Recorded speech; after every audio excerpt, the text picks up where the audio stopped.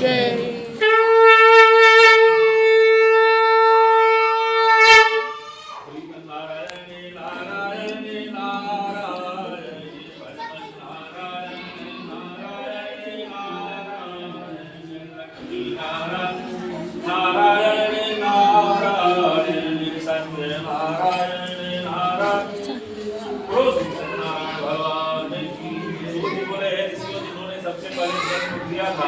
उसका इतिहास रहता हूँ, ध्यान से श्रवण करो।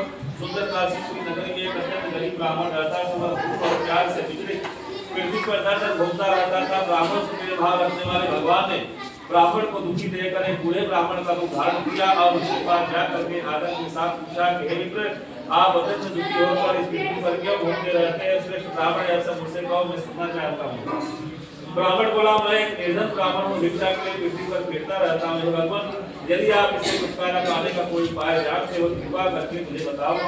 बड़े ब्राह्मण बोला, घोर कलयुग भगवान सत्यनारायण मन वांछित कर देने वाले इसलिए ब्राह्मण का पूजन जिसे करने से मनुष्य सब दुखों से मुक्त हो जाता है। ब्राह्मण को सब व्रत का सारा विधान बतलाकर बूढ़े ब्राह्मण का रूप धारण करने वाले भगवान सत्यनारायण अंतर ध्यान हो गए। जिस व्रत को ब्राह्मण ने बताया है, मैं उसको अवश्य करूंगा। ऐसा निश्चय करने पर उस ब्राह्मण को रात भर नींद भी नहीं आई। वह सवेरे जल्दी उठकर भगवान सत्यनारायण के व्रत का निश्चय कर भिक्षा के लिए चल दिया। उस दिन उसको भिक्षा में बहुत सा धन मिला, जिससे बंधु बांधव के साथ उसने भगवान सत्यनारायण का व्रत किया। इसके करने से वह ब्राह्मण सब दुखों से छूटकर अनेक प्रकार की संपत्तियों से युक्त हुआ। उस समय से वह ब्राह्मण हर मास व्रत करने लगा। भगवान सत्यनारायण के व्रत को जो शास्त्र विधि के अनुसार श्रद्धापूर्वक करेगा, वह सब पापों से छूटकर मोक्ष को प्राप्त करेगा। भगवान सत्यनारायण का व्रत। ऋषि बोले, हे मुनीश्वर, संसार में इस ब्राह्मण से सुनकर किसने इस व्रत को किया? हम सब सुनना चाहते हैं, इसलिए हमारे मन में श्रद्धा है। बोले, हे मुनियों, जिसने इस व्रत को किया हुआ सब सुनो। एक समय वह ब्राह्मण धन और ऐश्वर्य के अनुसार मन बांधव का व्रत करने को तैयार हुआ। उसी समय एक लकड़ी बेचने वाला बूढ़ा आदमी आया और बाहर लकड़ियों को रखकर ब्राह्मण के मकान में गया। प्यास से दुखी लकड़हारा उनको व्रत करते देख ब्राह्मण को नमस्कार कर कहने लगा कि आप यह क्या कर रहे हो? इसे करने से क्या फल मिलता है? कृपा करके मुझे उससे कहो।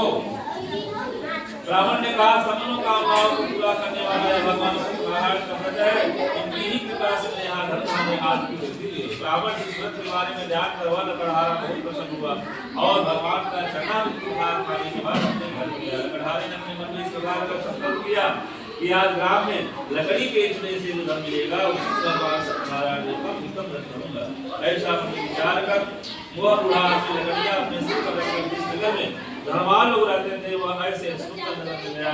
वहां उसे लकड़ियों का दाम पहले से चलना मिला।